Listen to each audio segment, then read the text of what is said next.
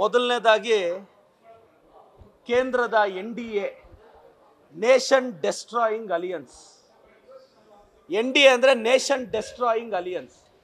ಏನು BJPಯ ಪ್ರಹ್ಲಾದ್ ಜೋಶಿ ಸಾಹೇಬ್ರಿಗೆ ಮತ್ತು ನಮ್ಮ JDSನ ಕುಮಾರಸ್ವಾಮಿ ಸಾಹೇಬ್ರಿಗೆ ಸಿಕ್ಕಾಪಟ್ಟೆ ರಾಜ್ಯದ ಮೇಲೆ ಪ್ರೀತಿ ಪ್ಯಾರು ಮೊಹಬ್ಬತ್ ಎಲ್ಲ ಆಗ್ಬಿಟ್ಟಿದೆ. ಇಶ್ಯೂಸ್ ಇಟ್ಕೊಂಡು ಸ್ಟ್ರೈಕ್ ಎಲ್ಲ ಮಾಡ್ತಿದ್ದಾರೆ.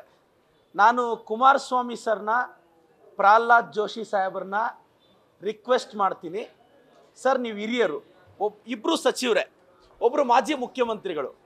ಸರ್ ನೀವು ಕಳೆದ 1 ವರ್ಷದಿಂದ ಕೇಂದ್ರದಲ್ಲಿ ಏನು ಕಡಿದು ಕಟ್ಟೆ ಹಾಕಿದಾರೋ ಅಂತ ರಾಜ್ಯದ ಜನಕ್ಕೆ ತಿಳ್ಕೊಳ್ಳೋ ಅವಶ್ಯಕತೆ ಇದೆ. ನನಗೂ ಕ್ಯೂರಿಯಾಸಿಟಿ ಇದೆ. ಸೊ ಪ್ರಹ್ಲಾದ್ ಜೋಶಿ ಸಾಹೇಬ್ರಿಗೆ ಕುಮಾರಸ್ವಾಮಿ ಅವ್ರಿಗೆ ಆತ್ಮಸಾಕ್ಷಿ ಇದ್ದರೆ ದಯವಿಟ್ಟು ಬಹಿರಂಗ ಚರ್ಚೆಗೆ ಬನ್ನಿ ಸರ್. ನಾನು ಒಬ್ಬ ಸಾಮಾನ್ಯ ಪ್ರಜೆಯಾಗಿ ನೀವು ಕೇಂದ್ರದವ್ರು ಏನು ಮಾಡಿದ್ದೀರಾ ನಮ್ಮ ರಾಜ್ಯಕ್ಕೆ ಅಂತ ತಿಳ್ಕೊಳ್ಳೋ ಕುತೂಹಲ ಇದೆ. ನೀವು ಬಂದರೆ ನಾನು ಕಳೆದ 2 ವರ್ಷ ನಮ್ಮ ಸರ್ಕಾರ ಏನು ಮಾಡಿದೆ ಅಂತ ತಮ್ಮ ಜೊತೆ ನಾನು ಚರ್ಚೆ ಮಾಡೋಕ್ಕೆ ಇಷ್ಟಪಡ್ತೀನಿ.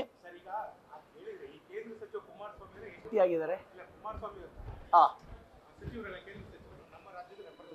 ಎಸ್ ನೋಡಿ, ಎಲ್ಲರೂ ಹೋಗಿ ಮನವಿಗಳು ಕೊಡ್ತಾರೆ. ನಾವು ಡೆಲ್ಲಿಗೆ ಹೋಗಿ ಸ್ಟ್ರೈಕು ಮಾಡಿದ್ದೀವಿ. ಮನವಿಗಳಿಗೆ ಯಾವಾಗ ಇವ್ರು ಸ್ಪಂದಿಸಲ್ವೋ ನಾವು ಡೆಲ್ಲಿಯಲ್ಲೇ ಹೋಗಿ ಜಂತರ್ ಮಂತರ್ ಹತ್ರ ಸ್ಟ್ರೈಕು ಮಾಡಿದ್ದೀವಿ.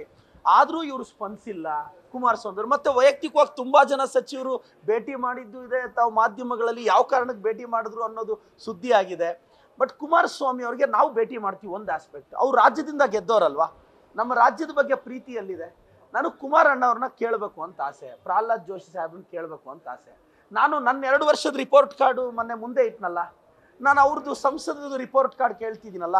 ಏನಾದರೂ ಮಾತಾಡಿದ್ರೆ ಆಪರೇಷನ್ ಸಿಂಧೂರ್ ಅಂತಾರೆ, ಏನಾದರೂ ಮಾತಾಡಿದ್ರೆ ಮೋದಿ ಅಂತಾರೆ.